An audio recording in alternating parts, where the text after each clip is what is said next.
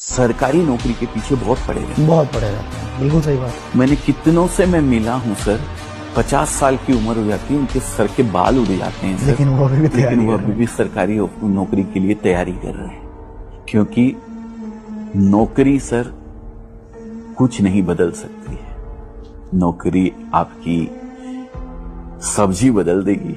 आज आलू की बनी है, कल भिंडी की, परसों बैंगन की या तुरई की बन जाएगी। जिंदगी अगर आपको बदलनी है तो बिजनेस की ओर अग्रसर होना पड़ेगा। बिल्कुल सही बात। कुछ है, आप जो भी बिजनेस करना चाहते हो, जो मर्जी हो, वो बिजनेस आप करो।